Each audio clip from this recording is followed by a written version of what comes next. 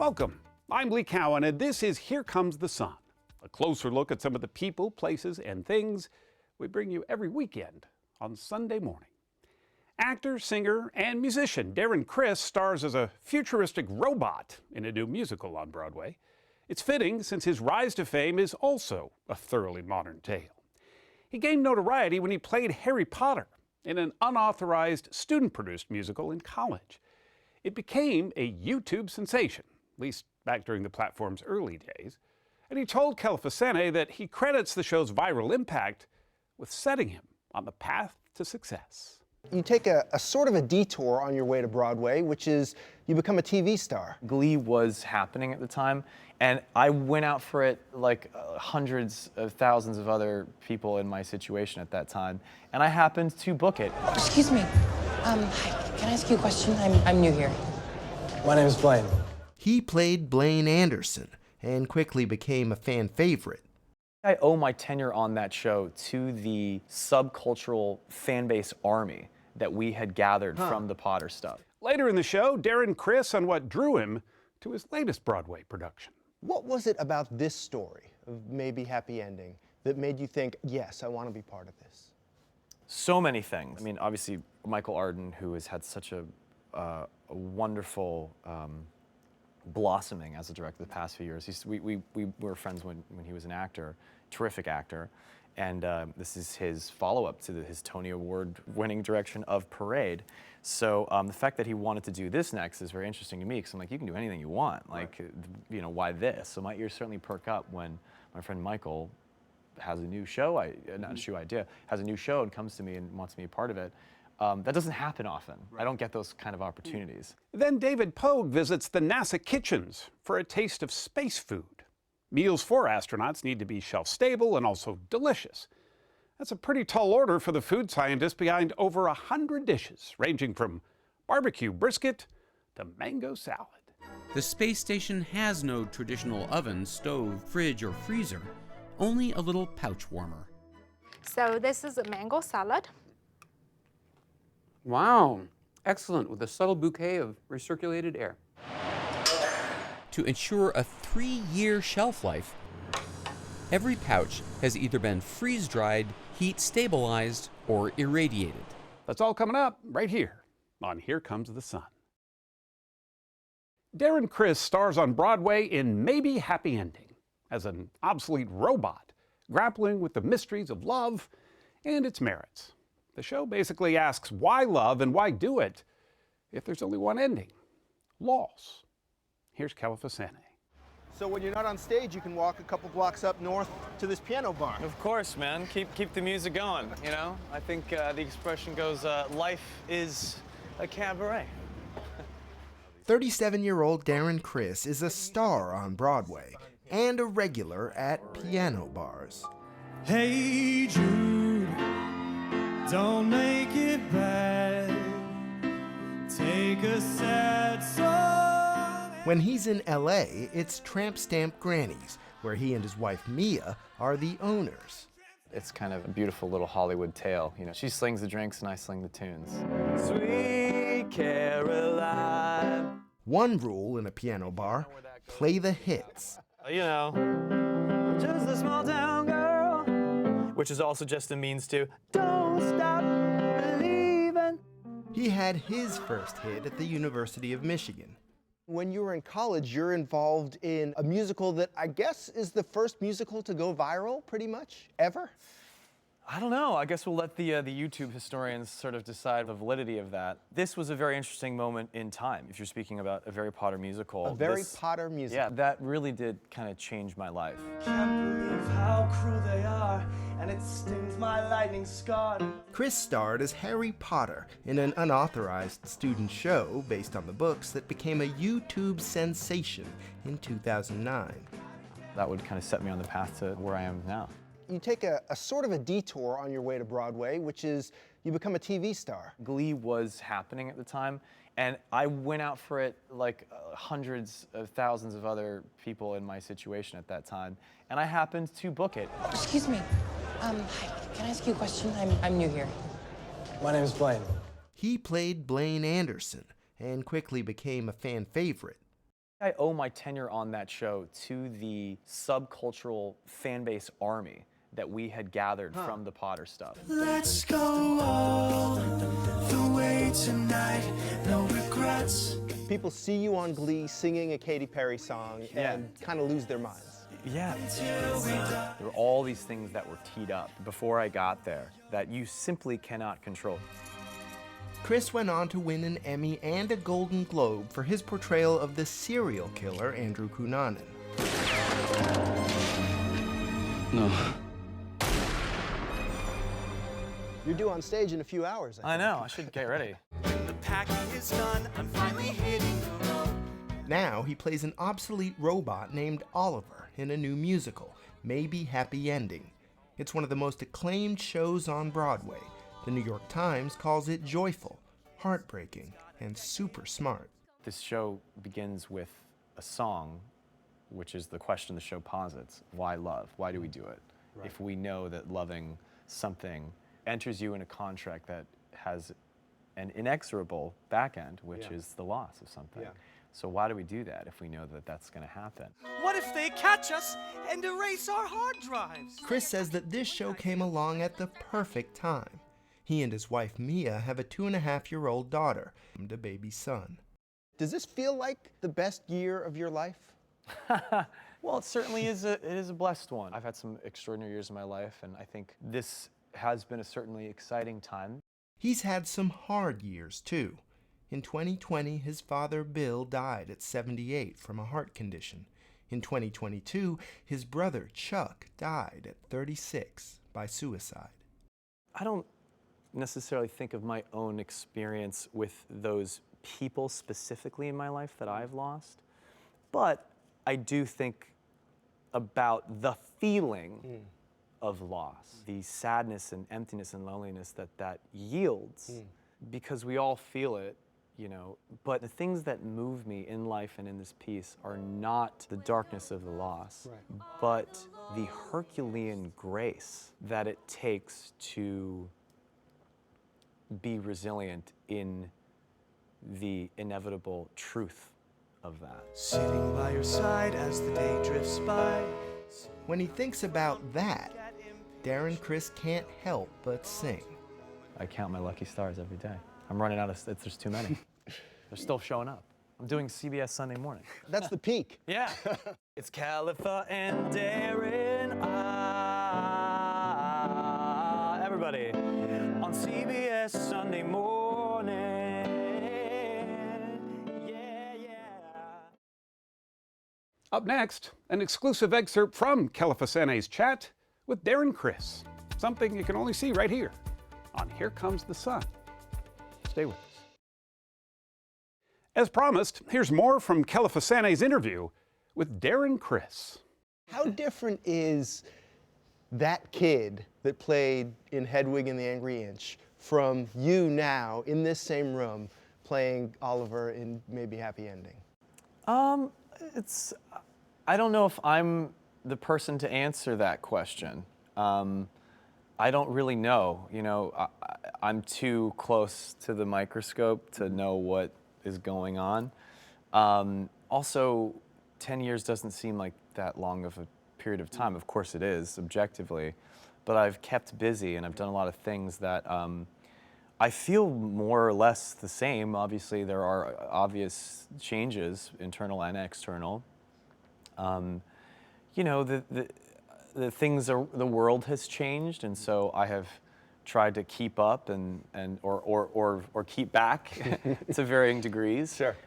So I don't know. I'd be curious to know what the people closest to me would say. I think I am a generally enthusiastic person, and my undying love for the human race and this art form is still as consistent as it was 10 years ago or 30 years ago. Is the feeling the same when the house is full of people who are excited for the show and the curtain's about to go up, or in your case, the stage is the screens are about to slide apart? Is that excitement the same for you? Always, yeah. Every night? Every night, always. What was it about this story of Maybe Happy Ending that made you think, yes, I want to be part of this? So many things. I mean, obviously, Michael Arden, who has had such a wonderful blossoming as a director the past few years. We were friends when he was an actor, terrific actor, and this is his follow-up to his Tony Award-winning direction of Parade. So the fact that he wanted to do this next is very interesting to me, because I'm like, you can do anything you want. Like, you know, why this? So my ears certainly perk up when my friend Michael has a new show, has a new show and comes to me and wants me a part of it. That doesn't happen often. I don't get those kind of opportunities. So I remember hearing the music. Musicals live and die by their music. Yeah, by the songs. By the songs. You can have okay books, you can have okay a lot of things, but if the music is an A+, you're good. You have your saving grace, because unlike, you know, I grew up doing plays. Like, I never thought I would do musicals on Broadway. When you asked me, was this always the goal? We're operating in this community was something that I always wanted to do. I never thought I would be doing musicals. And the show has this interesting history, right? It's mounted in Korea it's written in English, right? And then it's translated, I believe, into Korean. And then this is the English version, which was kind of the original version, but it's a new version of that. Yeah, it's a very unique construct. I think outside of perhaps the UK, maybe Ireland, not a lot of mainstream Broadway commercial fare is incubated outside of the United States. Right. This is exciting for the prospect of what could possibly come from, you know, from other countries, but certainly hopefully more from South Korea. The master and commanders of the beginnings of the show are two very, very talented young men, Hugh Park and Will Aronson. Will is an American who, by all accounts to me, is also Korean, because his Korean is outstanding as a mastery of the language and culture. And same with Hugh, who himself is from South Korea and has worked in the K-pop space, but also lives in the United States and speaks excellent English. And they both have really excellent understandings of both languages. So they wrote this piece many years ago in English here, and then they debuted it in Korea, which they translated into Korean. Now, what's unique about this show is if you have any piece of art that gets translated, there's a reason why it's a phrase.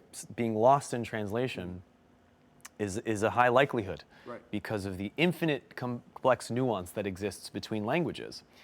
Usually when you have somebody interpreting something, usually when you have somebody translating something, things get inevitably lost in the sauce, because not only is it a third party, but it's not, you can't really get to the meat and potatoes of what it is.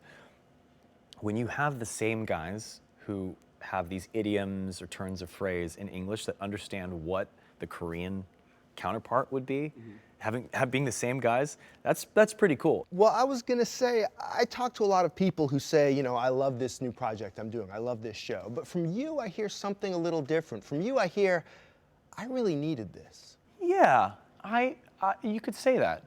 Yeah, I think I did really need this. I'm careful with the word need, because there's a sort of a desperation that is tied into that. Maybe you didn't know you needed it until you were doing it. Yeah, I think all the best things in life are. I certainly have always wanted to do something like this. In the back of my mind, you go, I wonder if I'll ever get to do something that is as singular as this piece. I spend so much time in this audience at the Belasco and in houses across New York City and around the world and in this country, and I love the theater. And it doesn't happen very often that you see something where you go, God, man, that was something. Which is not to trivialize or poo-poo any of the many things in between, but for a lot of us, singularity, there's a reason for why that word is called singular. It doesn't happen often, and I shudder at the thought of the alternate dimension where I couldn't do this. Doing this also has its own little serendipitous thing. It's like, relationships or anything. It's all about timing, There are days where I come to work and I go, I really don't think there's any funner place I could be working. I'm just having so much fun, and there's just so much love. Like, the joy is just at an absolute maximum in this building and with this company. So if that's what I have to leave my family for. It's okay. And my wife comes and she loves it as well. And we all are so happy to be part of this thing that it makes it really, really worthwhile, as opposed to, shooting something all hours of the day. So yeah, that's one of the, again, the many things that make this such an extraordinary experience for me. Up next, a taste that's out of this world.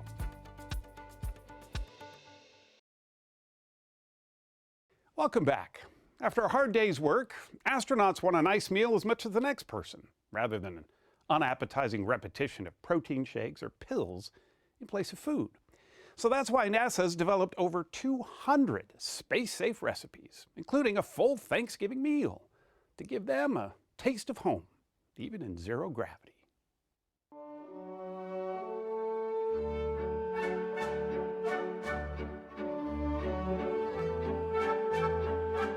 Eating in space is trickier than it looks. You have to be careful. Every time you open any container in space, everything tends to want to fly out. You eat straight out of the envelope? Yeah, you'll open your envelope up, and then you take your spoon and just eat. Clean off your spoon with a wet wipe at the end of it, and then it's ready for the next meal. Frank Rubio recently spent 371 consecutive days on the space station, a NASA record.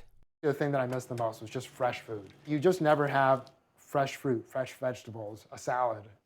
So it's not, I think, a little more salt. It's not that. Right.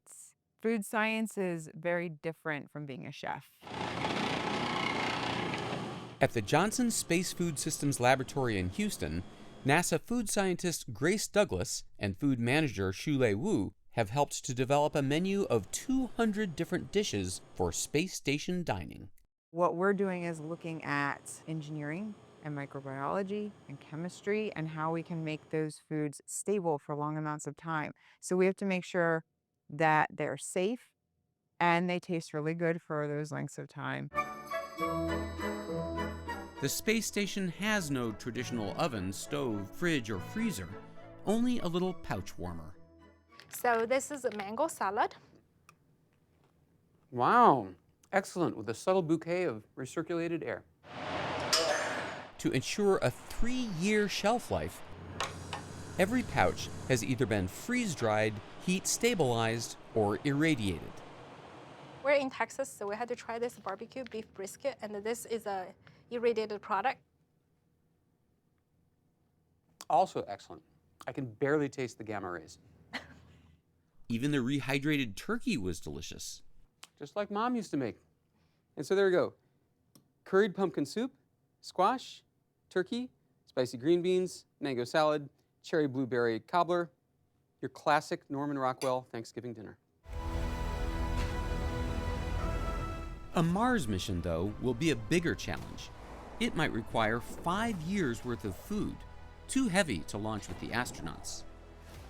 Does anyone ever talk about, a pill or an energy drink that has all the nutrients you need in it? Well, this goes back to variety, because if we think about food on Earth, we celebrate around food. It becomes very important. There's concepts out there of, well, we can produce a lot of algae or something else. If you worked really hard all day and you're really tired and you come home, and what would you want to eat with your friends? You're saying probably not an algae pill. Probably not. As for astronaut Frank Rubio, it was time to ask the big question. Globules of water floating in microgravity and going after.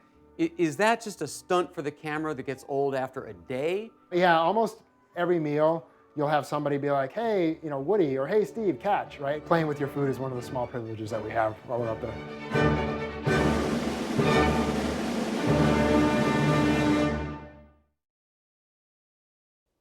I'm Lee Cowan. Thanks for joining us. We'll see you right here next time on Here Comes the Sun.